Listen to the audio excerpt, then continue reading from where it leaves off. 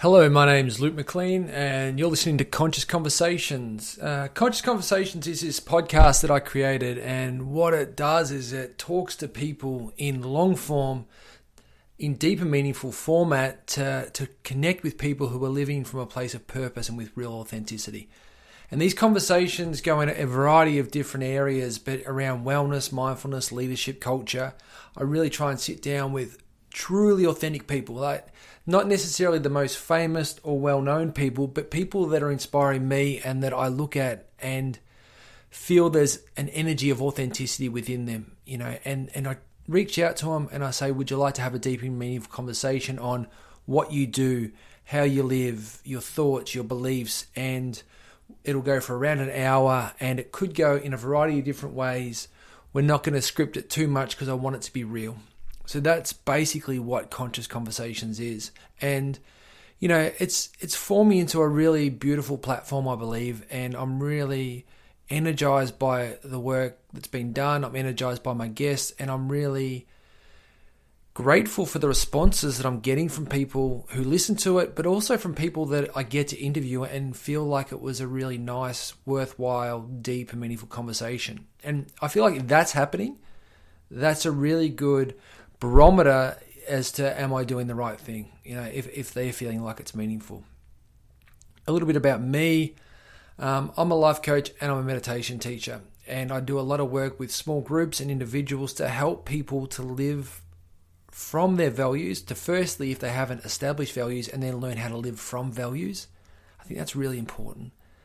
And then creating a purpose that they can live aligned to, that can help guide them as well. And then the work is around using mindfulness and wellness to really step into your authentic self and to live, to lead, and be, successful from that place. It's really an extension of the podcast that I'm trying to capture people that are doing this to inspire and empower people to do a little more of this. And more than ever, I believe that we need a society, we need a culture of people who have the tools, the capacity, the energy to work, to live, to have relationships and community from their most authentic self, and not to try to be someone that someone wants them to be, to really be mindful and aware and not fall victim to the unconscious consumption and conditioning that society is projecting upon us. And it's a real area of focus for me. And this conversation today is a beautiful conversation. I love this conversation that I got to have with Lee Cuddis. I hope I got that right, Lee. I could have just destroyed that name. But Lee is so similar to me. He's a life coach, somewhat of a therapist who does and a meditation teacher, and he does a lot of work around mindful walking and earthing and coaches within that environment. And I love that. And I saw his feed and I researched him a little bit, a couple of messages backwards and forwards, and thought this is a guy that I'd like to get on the podcast. So, we made it happen. We talk a lot today about mindfulness, meditation. Thich Nhat Hahn, in particular, who's one of my favorite teachers and one of my most, influential teachers of books that I've read. And so much so for Lee was that, he named his business after it. And I thought that was just really beautiful. His business is called Walk With Me. And that's also a documentary that was featured Thich Nhat Hahn in it. And it's just a lot about, life in Plum Village, which is where Thich Nhat Hahn lives, but around walking meditation and just the therapeutic value in walking meditation and connectedness to the self. So we do a lot of talk about that. We talk about earthing. We talk about mental health in a pretty challenging time. And, we just have a general conversation about where we're seeing, there's a little bit of a discussion around social media and being just conscious and awake in how we live and lead. So that's where this discussion goes. So, without further ado, this is Lee Cuddis. My name's Luke McLean, and you're listening to Conscious Conversations.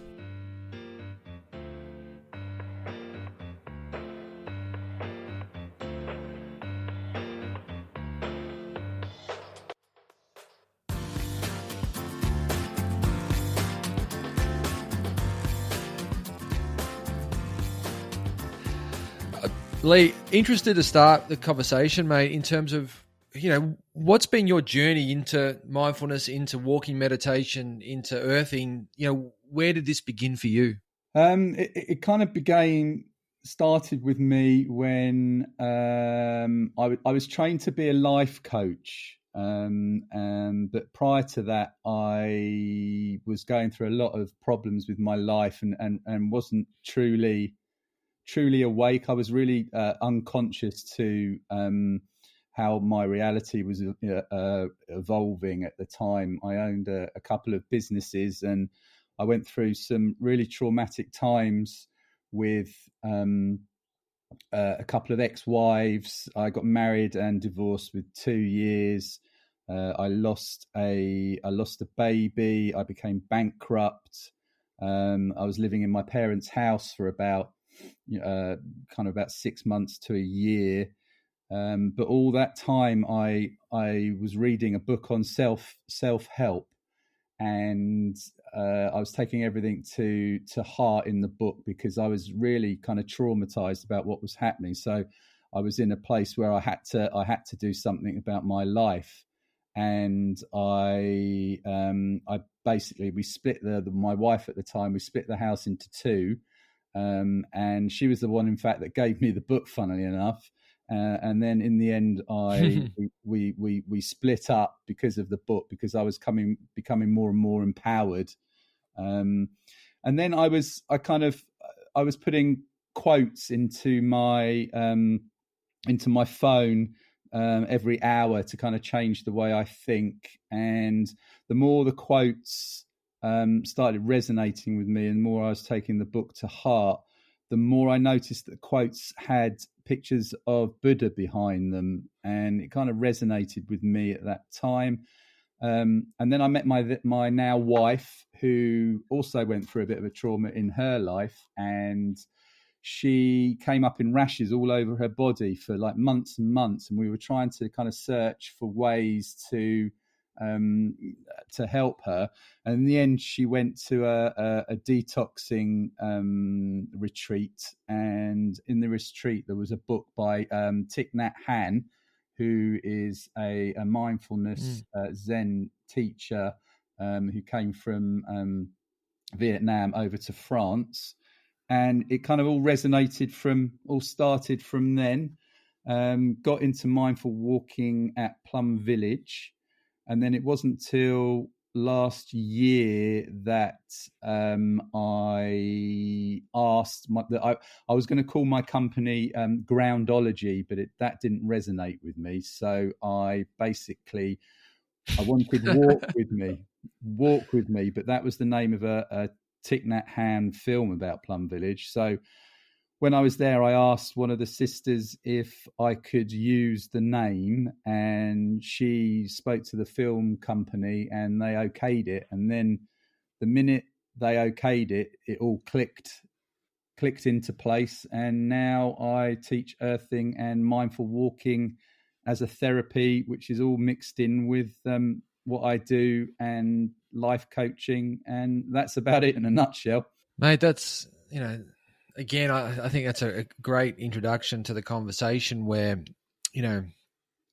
where you've sort of found yourself, and would love to start that conversation then. I watched a documentary a while ago, and I've done a little bit of reading, but it sounds like, do you believe that our wisdom, change comes either through enough suffering and enough pain, or we can create change through wisdom as well?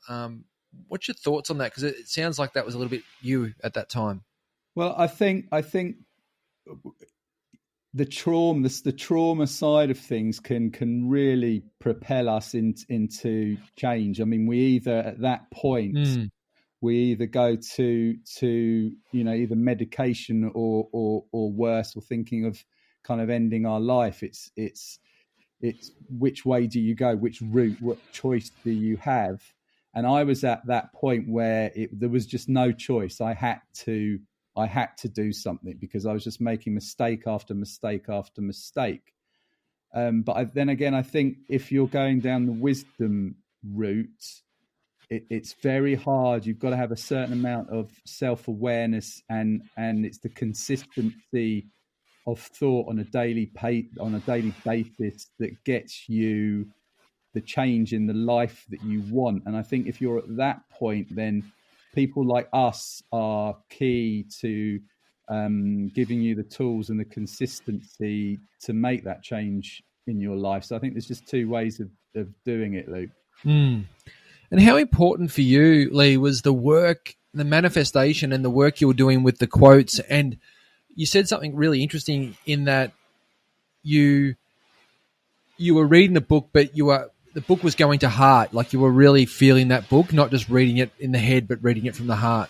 Yeah, I mean, you can read a book, and a lot of people have books, and they kind of read it and put it on their bookshelf, and you know, if they read half of it, put it on the shelf, they've read it. But I think if you want self-help, you truly have to take it to heart and really be open to the words on the page, and try everything to make it happen for yourself, because you're the only person that can do that to change your life. No one's going to help you. I mean, you can have guides in life, of course, but you know, the actual work, the hard work of changing the way you think through the science of neuroplasticity and you know, literally changing the way your neurons fire off in your brain is very hard. So I would recommend finding somebody or going through the route of taking everything to heart and really putting the whole of your energy and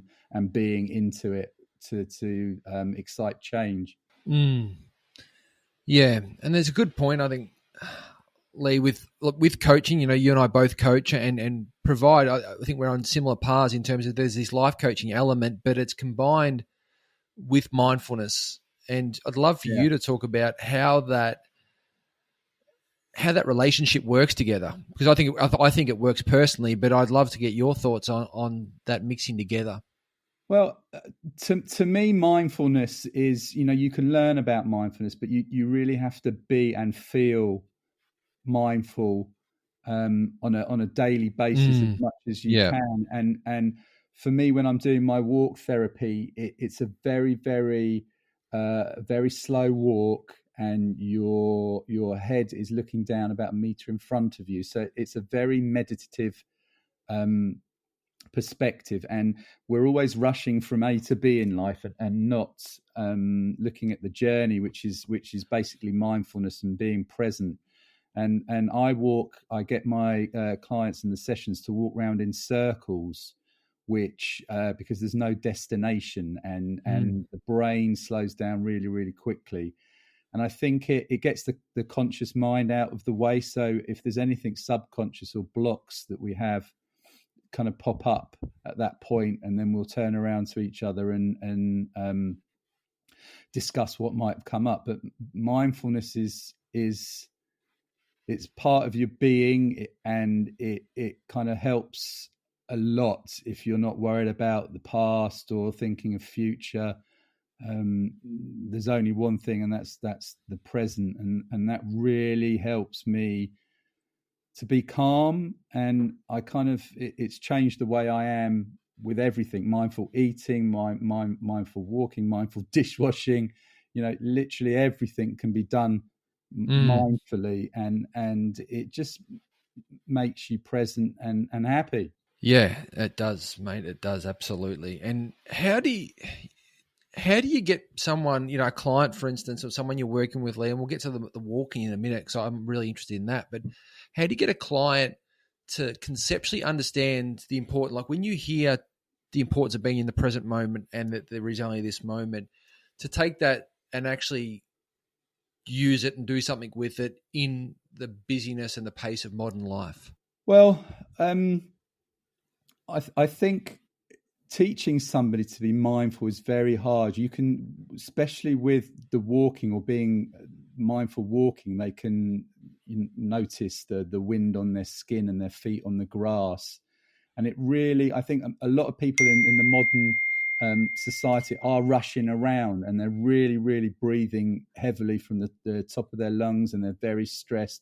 And I think if you give them a 5-10 minute introduction to mindfulness and actually show them and let them feel that present moment thinking, then it's almost like they're almost shocked to know that their brain can slow down that quickly, and they really feel it. So, there are exercises like the raisin exercise and mindful eating where you can get them to kind of feel the raisin and feel it and listen to it in your ear and what texture has it got, and to really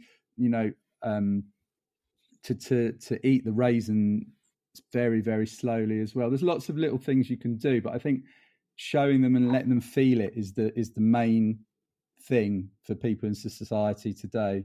And have you found, Lee, that the walking in particular, people resonate with that really well because we walk so much, and I guess we walk so much mindlessly. We're unconsciously walking, trying to get to somewhere fast. So it's a chance for them to embed that practice in their day-to-day with more mindful steps.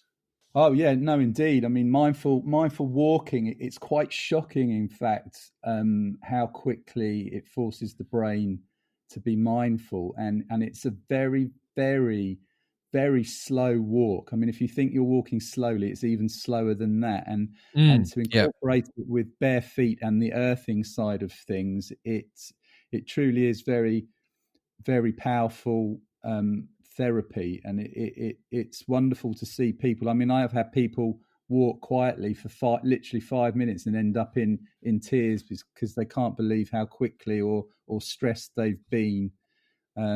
It's lovely to see. It's a really powerful way to help people.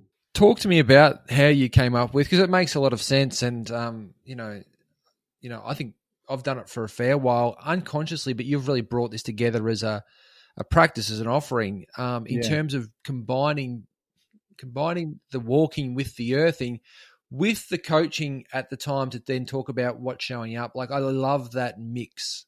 Yeah, it was funny enough. I was on a family retreat as well about kind of last year, and there was a Plum Village monk that comes down and hosts it for 2-3 days, and he was actually thinking that to marry it up with a therapy as well, and he was very interested in what I was doing, and it's an amazing way to be, and it just. It's hard to kind of convey the power of it. It just came together all at one point. I mean, there was the earthing side of it came from America, and it's basically the inflammation in the body. The minute you put your feet to the ground barefoot, the inflammation goes in a second. And there's earthing mats where you can earth yourself while you sleep, but when you marry these kind of things up together, earthing, grounding, and the therapy, it really resonates with people, because people nowadays, they always want to see results really, really quickly, and traditionally with therapies, it takes a while. It takes weeks and if not months to see a difference in you personally. But this is almost an instantaneous thing, and in that way, it works really well. Yeah, I agree. I think that's the one thing that walking, in my teachings and coachings, the walking meditation, especially the barefoot walking meditation, sort of gives that person that wants the immediate feeling that something's happening and they're experiencing something, pretty different to what they'd normally experience. Yeah. I think that gives them that. And as opposed to sometimes a seated meditation can be hard work for someone initially. Yeah, no, definitely. I mean, when you're seated, and the misconception I think with a lot of people in meditation is that they have to clear their thoughts, and this is just, for me, is a completely impossible thing to do. Yeah, for sure. And to acknowledge your thoughts coming and going and breathing is the key to things, and these comings and goings when you're barefoot walking in a circle really, really slowly become really apparent, and it gives me an inclination into what's going on in their subconscious, and we can really help them. Talk a little bit about and how your experience of the work not the work, the teachings of Thich Nhat Hanh in terms of just how, profound his teachings have been on you, because I know they have been on me, and his books, and just the simplicity of his message around mindfulness that hasn't been. I feel like some of the messages around the books around mindfulness these days have been created to sell more books, but they've made it more complicated than it needs to be, where he really gets back to a simplistic version because that's all he knows. Yeah, I mean, as I said, my wife was the first one to, excuse me, read one of his books. But it was only when I got to Plum Village that you find out actually how many books he's written and how many languages it's been translated to. Yeah, yeah. And the people there are so in love with him, and it's absolutely amazing. He's such a simple person. And the books that he writes are so simple. It actually brings me to tears how anybody can think so simply. And you kind of, I don't know if it's like 300-400 books he's written, but every single book is different, with this same vein of knowledge and wisdom running through it. And it was with that kind of omnipresent knowledge that that it can filter through to any mindfulness, can filter through to any part of your life in anything you're doing. I mean, you can even run fast mindfully. It's a state of mind, and you really get to know Thich Nhat Hanh through his books. It's like he's a brother in your life when you read this book, and just so simple. And you finish the book before you've even started, kind of thing. And it's just, the man is amazing, and I recommend anybody to just delve into his books. Or there's a Plum Village app where you can listen to some of his teachings, which is it's really amazing thing to listen to. Yeah, I got I've read a few of his books, but I got his latest, which was that Art of Living, and the book was sort of him, but it was some of his, people that have worked with him for a long time that contributed to that particular book. And it was a bit bigger than some of his books, but again, it was just an amazing book, like a really high quality mindfulness book that had a lot of teachings that even myself hadn't heard or read in that particular way, that made a lot more sense than previously, I guess.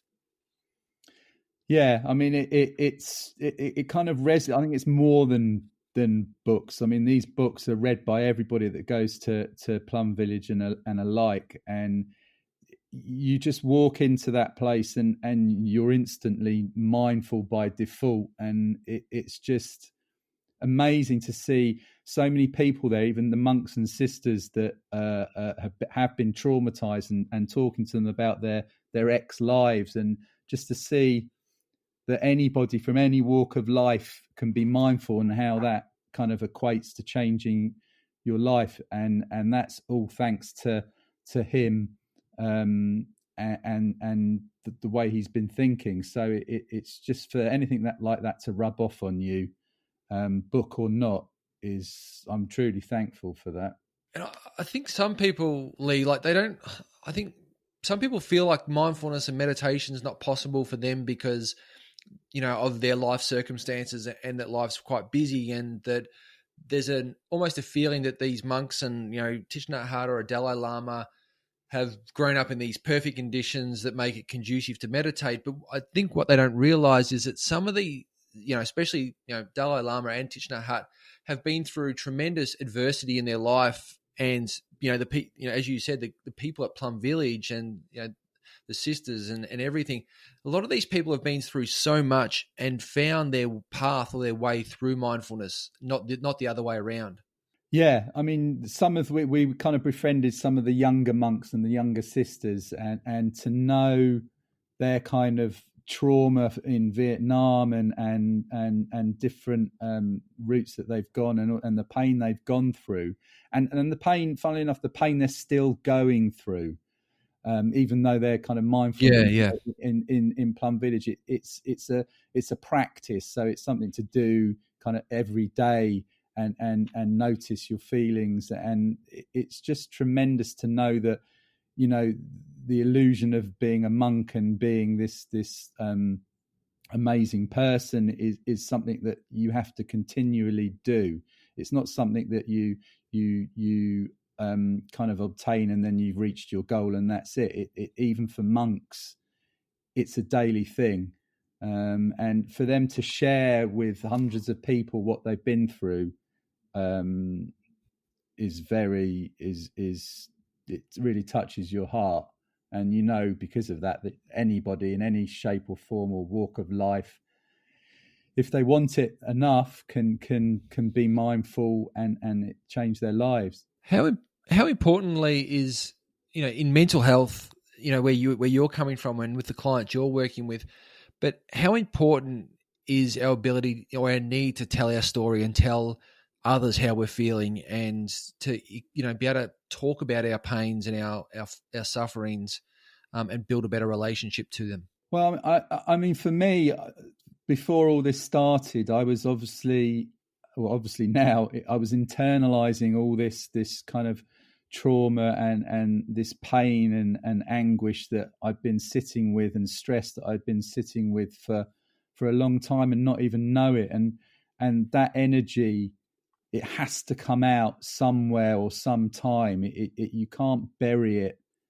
for a length of time. It either comes out in disease, illness, or worse, and you have to let that go and let it emanate and talk to people and be in groups. We're kind of so insular nowadays with social media, and indeed the lockdown, which is very relevant at the moment, is a lot of people are on their own, and we used to be in tribes and groups of people where we can take ourselves off if we're feeling low, or we can speak to anybody in this tribe or a village or wherever you live, and we've kind of lost that nowadays. And I think a lot of people are craving being close to people. I mean, hugging people and just talking to somebody face to face is paramount for mental health. And I think a lot of mental health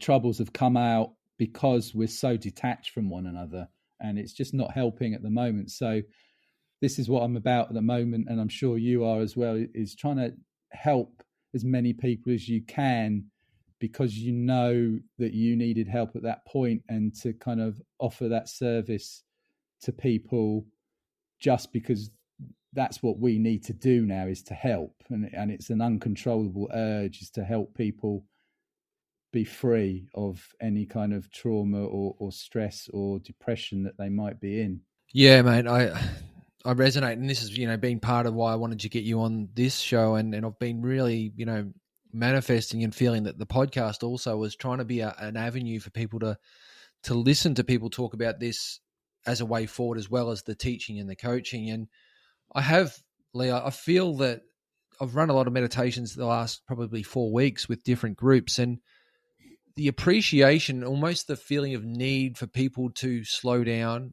to come back into the moment and realize that within the moment, there is no or very, very little stress. There's no worry. There's no overwhelm. There's no need to do or be with anything but be here. And that choice and that opportunity to just come back into yourself and to alleviate a lot of that stress is available to us within any moment, as long as we've got the self-awareness to come back to ourselves. And that's what I feel like right now for people, is that being the biggest gift for them to be able to do to themselves.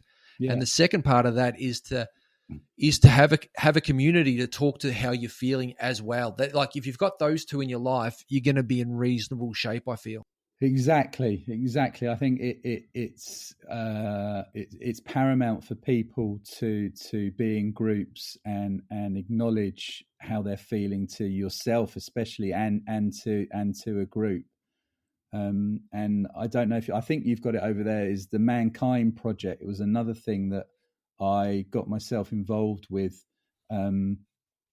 last year in November on a new warrior training. And it's basically a worldwide man's group. And I think there is MKP Australia. And that really helped me kind of connect with with other men, because prior to that, in my earlier life, I used to be a hairdresser, so I was around women in groups a lot, and kind of I was feeling a bit unsure of myself with men. So this got suggested to me, and I went on that, and that was a complete and utter turning point for me. And there was I don't think there was a 2 days like it. So if there's any men out there that are feeling lonely and want to sort out and look into their shadows, then the Mankind Project is a brilliant way of dealing with that and doing that, and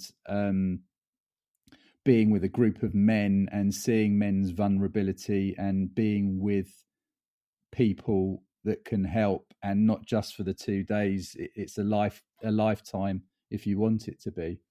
Yeah, that's great, mate. I haven't heard much on that, to be honest, but I think that's exactly what, my area of desire to help men is there. And, to have those resources, there's a lot more conversation, especially in Australia, around men's health, with suicide rates being so high. Yeah. And the more platforms we can have for this, the better. Yeah, no, for definite. And I'm not sure. I mean, my idea, I've never been to Australia. It's always on my list. But I can see, I'm not being stereotypical here, but my idea of an Australian man is a real man's man, and really not in touch with their feelings. And over in this country, it's quite similar. There's a kind of a laddish culture here where men they've not had an initiation in their life. They've not had elder men kind of tell them how to be men at a certain age, and that kind of inner child is always with them, and they've not approached the subject of it, and never really grow up kind of mentally, because they've not had the correct guidance, and they kind of tend to enter into gangs quite a lot. But the elders in these gangs are not not emotionally aware also. So I think getting into a man's group is a very good thing to do, to connect with yourself. And I think you can only connect with other people once you've done that and connected with yourself. Yeah, and I think from the men, like from a men's perspective, it's taken me quite a few years, is to really feel comfortable to talk about things like love, compassion, vulnerability, and to open up and share and sit in the space of someone else sharing and be okay. Because I think, as much as it's so important for men to be able to talk about their feelings and their emotions as they are, almost unbridled, but I also feel like we need men to be able to listen to those feelings and be able to hold that space for other men, and not feel awkward or just want to sort of cast it off as nothing and not want to deal with it, but be able to sit there and listen to it openly as well. Because I think that's just as important. Yeah, no, I agree. And kind of with men, there's this competition kind of thing, and hierarchy and all that kind of stuff. And it just really is not good for mental health. And if you can sit in a circle with other men and not even talk about what you do or what your living is, and just be with other men on a non-hierarchical platform, it truly is an enlightening thing. And to see that all other men go through the same mental stuff that we go through, and have them actually say it to your face and listen to them is a real, I mean, it's an amazing thing, because men hide things and don't want to talk about their feelings, and to see that other men do that, it is a real eye opener. And I recommend it to other men highly to do that. And what's your thoughts, Lee, on elders? Like, how do we bring elders back, and how do we start to, you got the Mankind Project, which I think I will definitely be looking up and sharing those, those links. But, how do we grow more male elders to be able to, to teach and guide younger men almost the right way, in a way that's not coming from ego, coming from self, but a deeper connection to the self?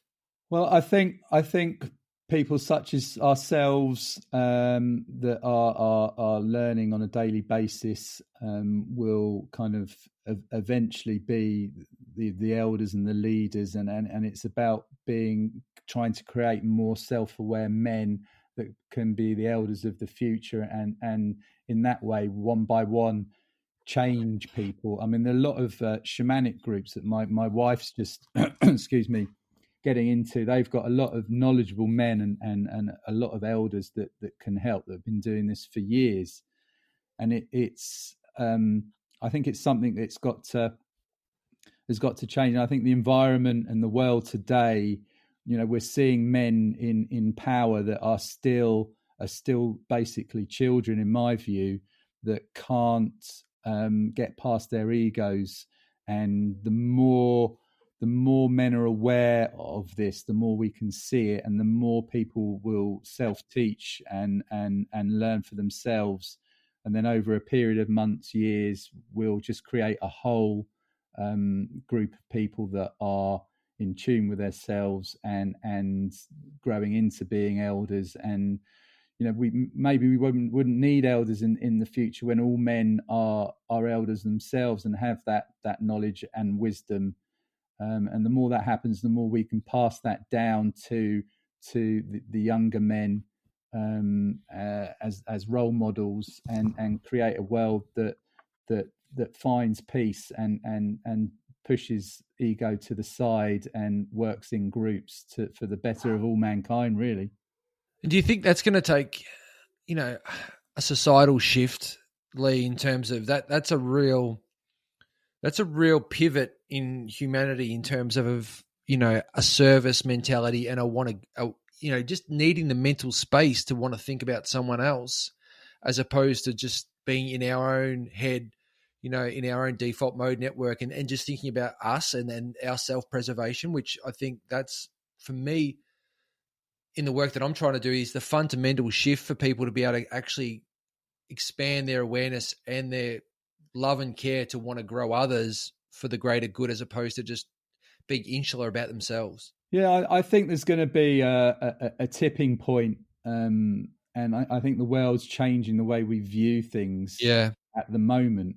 And there's got to be, the more individuals kind of rise up in their own empowerment and talk to people, and like you doing this amazing podcast, is getting the word out. And at some point, there has to be a tipping point, a shift in the consciousness of men and women all over the world to kind of rise up and change the way things are, because it's just not working. I mean, we're destroying the planet, through ego and such like, and we've only got this planet, and it just, it's making me emotional now. It's just we have to do it. We talk about getting off this planet and repopulating other planets in the future, and it's just not going to work, because we're just going to destroy these other planets that we're landing on and building cultures there. And we have to fundamentally change the way we think as a species before we even attempt to do that.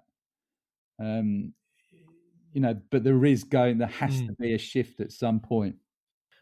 And the big picture for that, Lee, is we're doing a lot of this destruction to the planet and to ourselves, and we're not happy doing it. Like, we're not finding joy, we're not finding contentment, we're not finding rapture in our lives by living this way. I think that's the tipping point you're talking about. Is it's actually not as if everyone's happy, fulfilled, and living the life they want and destroying the planet. It's everyone's losing at the moment, as a culture.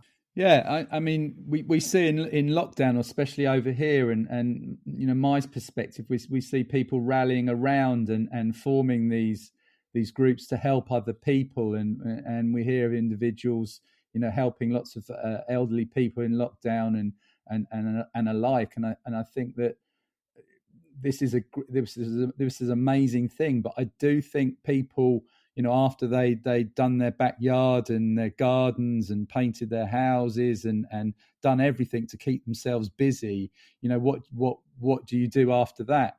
And you become more aware of your thoughts, because when we're busy, we're trying to get away from our thoughts. And lots of people have found mindfulness and found at being at peace being in lockdown. But unfortunately, I think people, as the life has got back together again bit by bit, are going back to the old ways, because it's embedded in them too much, and they're just forgetting that they have been present. And that's a worry to me, is people going back to the old ways of thinking when they've had the joy and been in groups of people, especially on Zoom and stuff, and felt what it's like to have a different way of being. And I'll just carry on my work and bit by bit and see what we can do.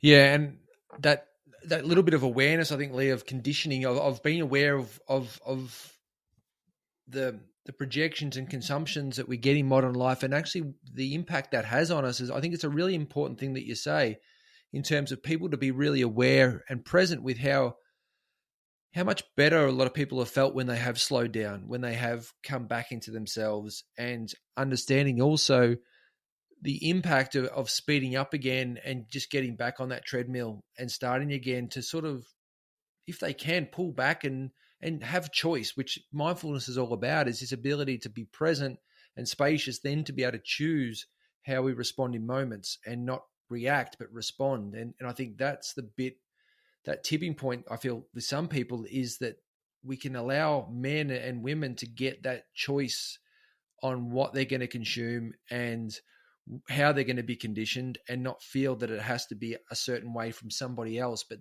they're back in power. Definitely. I couldn't say it any better than you just have. I mean, it's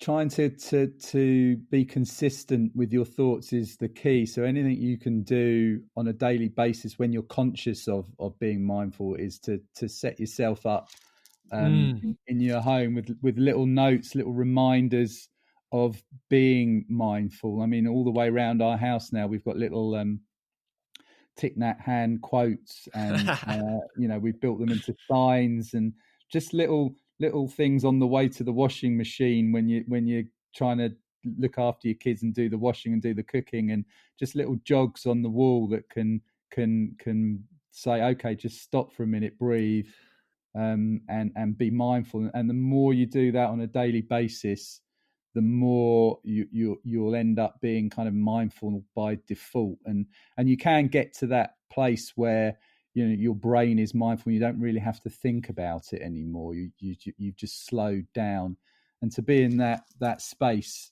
is an amazing place to be, an amazing feeling, and I can't recommend it more. So set yourself up for empowerment and being mindful as much as you can. Well, I was going to get to that, Lee, because I think, we've had a good chat about the challenges and also the benefits of mindfulness, but the practicality, and you've just said a couple of amazing things, but what I was getting at is this conditioning, consumption, and what we can do is we can reverse engineer some of that conditioning and marketing back to ourselves in a mindful way, and begin to, like you were saying, put the sticky notes and the quotes, and even how you set your house up and what you're going to watch, instead of watching just a show mindlessly, watch some documentaries that maybe, that's grow it. you and make you think a bit differently. What are some of those tips, mate, that you think, for someone, especially in lockdown, could really start to implement, to do the inner work and begin now? Well, yeah, I mean, you've got to think about what there's a saying, you are what you eat, but it's you are what you think. And, it's what you consume. Consuming is just not going out and buying loads of stuff from Amazon or the shops or anything like that. But to me, you're consuming on a daily basis real negativity that's coming through your television and your what you're viewing. And, they're called programs for a reason. Just be mindful of what goes into your brain. I mean, we can have the news on in the background and not know that it's affecting us or going into our brain and making us feel a different way and making us be fearful. And when we've got a 7-year-old boy called River, and we're so mindful of what goes into his brain. I mean, in the car, it's really funny, the minute the radio comes on or the news comes on, my wife and I, our hands go to turn it off, instantaneously. And what he's playing on, what games he's playing on, and a lot of the games are quite violent. And I was brought up on Tom and Jerry. I don't know if you have it over there, but it's about a mouse and a cat, and they're both trying to kind of survive and kill each other.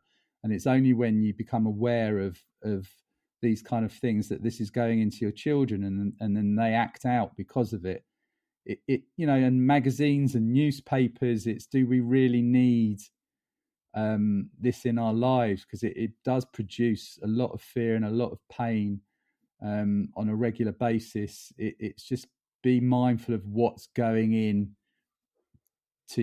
your head, into your children's heads, and do it for your kids as well, so they can grow up being mindful and not have to go through a very lengthy process of change. And we're basically conditioning our kids with all the news and what they're watching. And we're on our phones and our Facebook feeds and Instagram feeds. It's all going in, and it's got to come out somewhere.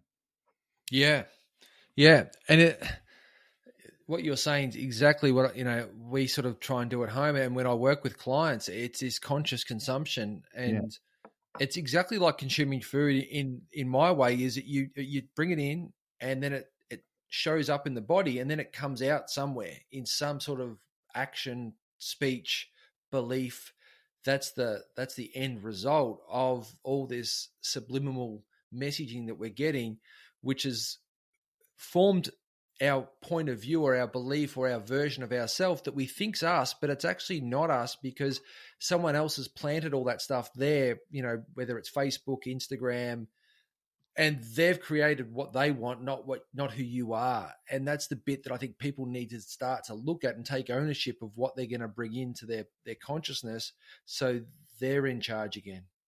Exactly. Again, Luke, you've said it amazingly well there. It's I think once you can do that, again, it's a tipping point in your brain. It's becoming awake.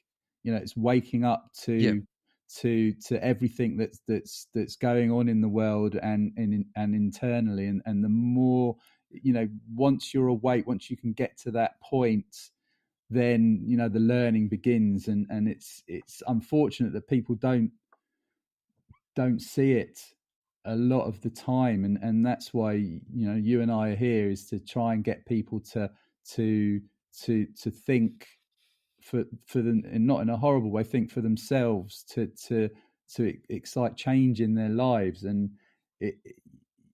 it's very hard once you're awake to get that point over for somebody to understand. And if you can sow a little seed. And I was going to say, mate, like, it's like exactly what you're saying. And it's, as soon as that radio comes on and you're hearing that messaging and you're aware of that messaging, you automatically go to turn it off, because there's this point that what it's actually going to do and how destructive it can be if it continues. And that becomes almost your reaction to that. Yeah. It just causes stress, and it has to come out somewhere in your life. And the more, the length of time you've been doing that for, the more apparent it can be. And it's once you acknowledge that, it's a very powerful place to be, because you become free. Nothing can touch you, and you can be calm, and just getting rid of that consumption of negativity in your daily life will do so much for your mental well-being long term. So when we flip that, Lee, and we put the Thich Nhat Hahn quotes on the walls. We buy, we buy images, and we buy quotes that actually provide positivity, and we we watch things that are uplifting, that grow us and transform us and transcend us. It is the exact opposite. Do you agree that we can then create environments and relationships and communities of people where that becomes the new norm and that becomes what goes into us? And do you feel like that's the starting point within our house? We can really transform it. Yeah, within our house certainly, and I think especially with our phones as well. I mean, we can put what we want on them and see what we want, and if anything negative comes up on their phone, you can get rid of it and not have it come back again, and just not be on it as much as we all are. But it's definitely flipping it and setting up your home, your phone, anything where you are to relay positive messages to your brain subliminally.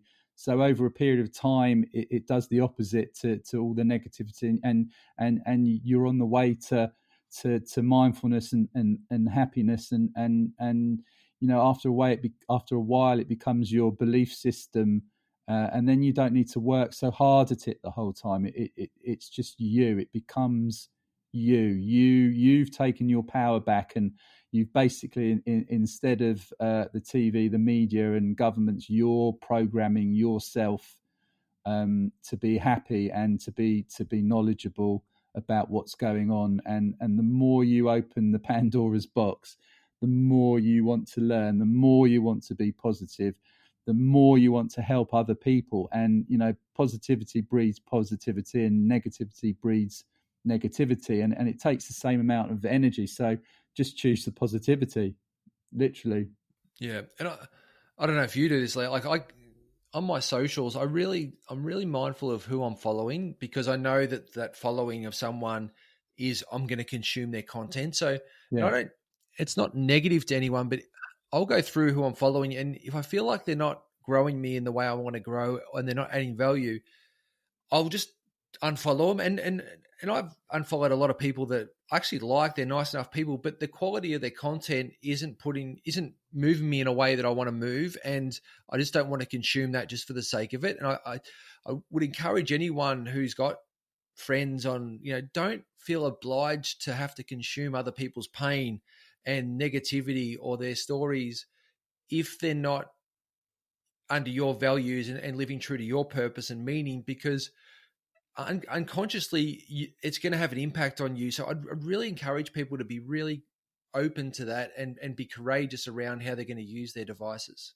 Yeah, certainly. I mean, I've unfollowed people that I class as as friends on Facebook and alike, because they post a lot, and there's a lot of negativity, and they're just wanting people to feed their egos, not in a bad way, but it's you consume that, and you just don't want to see it on your phone, and you can only help people so much, and it's just about, it's self-love, isn't it? I mean, it's loving yourself enough not want to consume that. I mean, if some food that you were eating was off, you wouldn't eat that. So it's the same thing in my eyes, is don't consume anything that's bad for Mm. you or is going to make you ill. Yeah, that's a really good point, mate. I think that's a really good way to look at it. You just don't want to become toxic. Yeah, that's great. Talk to me, Lee, about Plum Village. I've never been there, and actually feeling a little bit jealous that you've been there. So, and I want to explain to the guests who don't know what Plum Village is, and I'll let you explain what Plum Village is, because we've spoken about it as if everyone would know what Plum Village Sure. actually is, and why we're excited about Well, it. yeah, sure. I mean, there's a very famous Zen master called Thich Nhat Hanh, who, in essence, was a friend of Martin Luther King during the Vietnam War. So he was trying to bring peace with Martin Luther King during the Vietnam War, but the Vietnamese government kicked him out and of the country after he was helping people on both sides, and he was given citizenship in France, and he set up a place called Plum Village, and he helped a lot of the sisters and the monks from Vietnam and took them over to France. And now you can go on retreat there for week retreats. as a single person and learn all about mindfulness from where it originated from.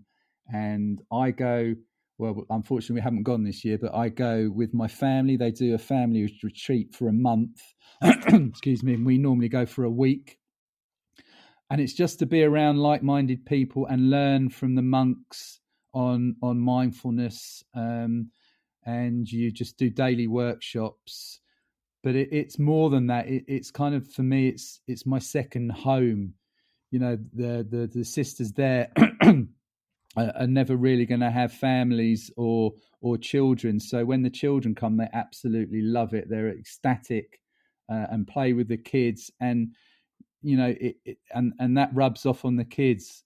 But Plum Village is just a group of people that all cook for each other, clean up after each other, and kind of learn and and just be with like-minded people. And it really is, for me, it's heaven on earth. And you know, I chuckle at that because when I first went to Plum Village about 3-4 years ago, I was really kind of not getting it. It's like, what? I'm paying for a holiday? You joking? I was talking to my wife, and I'm having to do my own cleaning and my own cooking and all this kind of stuff. But it wasn't until I was put with, I had to cut up a load of vegetables.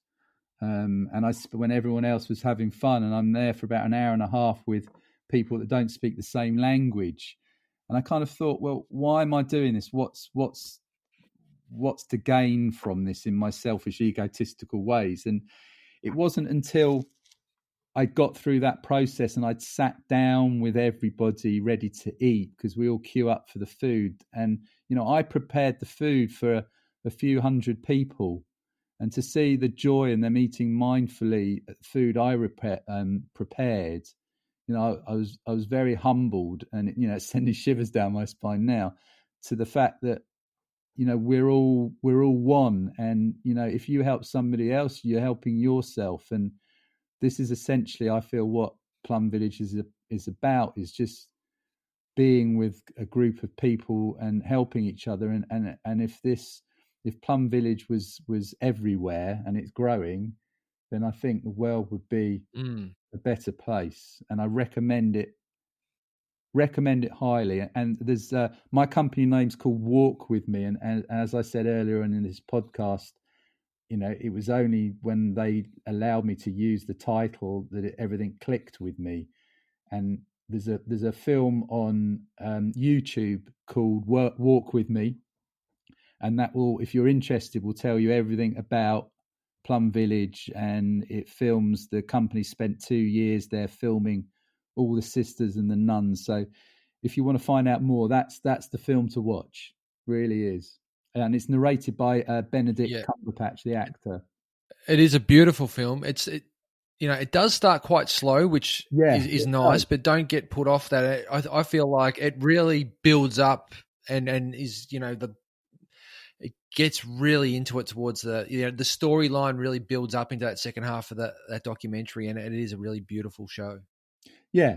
I was going to say that I feel that the mindfulness teachings, especially from Thich Nhat Hahn, are around that interdependence, that connection, and a lot of his meditations are around the fact that we are the water, you know, we are the dirt. And I'd highly recommend anyone to get one of his books and really understand that, especially in this time of lockdown, that just how connected and how important our connections are.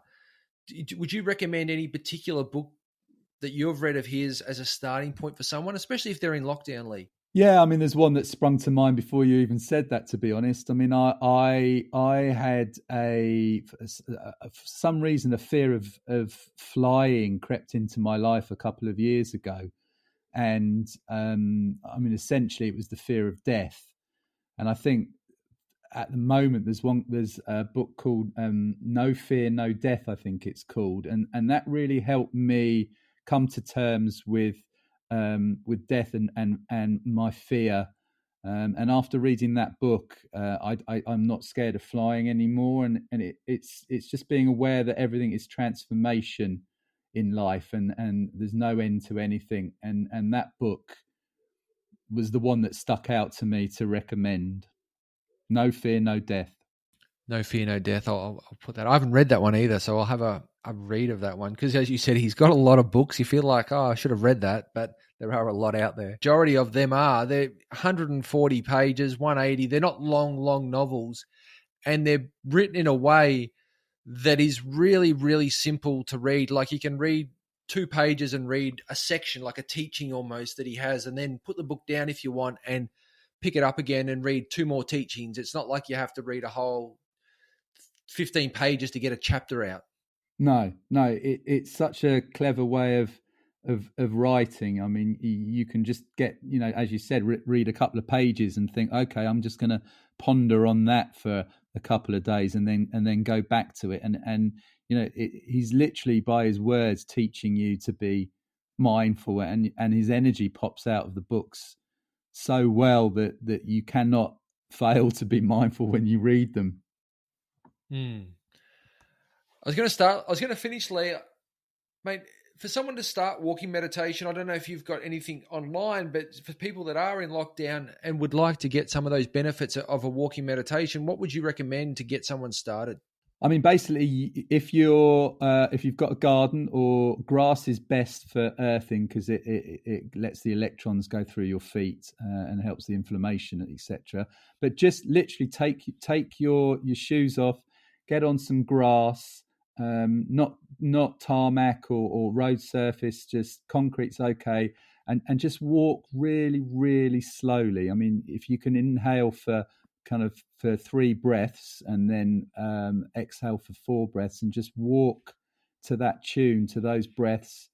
And if you're thinking, you're doing it right when you start to be a little bit off balance, like you're a little bit drunk, because you're not used to walking without shoes or walking that slowly, and walk with your gaze just down to the ground, and just do that. It's very, very, very simple and very accessible. Anybody can do it, and even if you can't, or you're in a wheelchair, you just put your feet on the ground and just breathe, and it's a very simple thing to do. And I'll put some show notes. I'll put some links to some show notes, because I'm sure, I forget the name of it, but I watched it a couple of weeks ago. There's a really good earthing documentary on Gaia, which I can share a free link to. Yeah, there's a film on. It's called Earthing. Yeah, and there's one called earthing.com, Earthing Movie, which is where I got a lot of my information from. And there's an American guy called Clint Ober, who was he was an electrical engineer that found out about earthing. And I hope he's up for a Nobel Peace Prize, because it's probably one of the biggest findings for people's health that's happened in recent years. And again, mate, it could be a whole different podcast, that it's not getting the exposure it needs to, because again, it's free and it's not a pharmaceutical benefit, and they can't make money off it, so no one wants to talk about it. Exactly. I mean, we've got earthing products all over our house, bed sheets that earth you while you sleep. We've got earthing mats for computers. It's just an instantaneous free thing that we've all been disconnected from because of our use of shoes and rubber shoes. We're disconnected from the earth from going in cars with rubber wheels, and it's just our birthright to be healthy and to be barefoot. And I highly recommend it if you've got any aches and pains and you're anxious. It's just an amazing free thing that anybody can do anytime. And I think through lockdown, I've been barefoot 99% of the time, even out. It's just do it. Beautiful, mate. We'll end on that note. Thanks very much, Lee. It was a really insightful conversation. It was a beautiful chat, so I really appreciate it. And Lee's business is called Walk With Me. And I'll put the show notes again to what you do, Lee, if anyone in England is interested, or online. And thanks very much, mate. I really appreciate it. It's a pleasure, Luke. Thanks for your time as well. Thank you very much.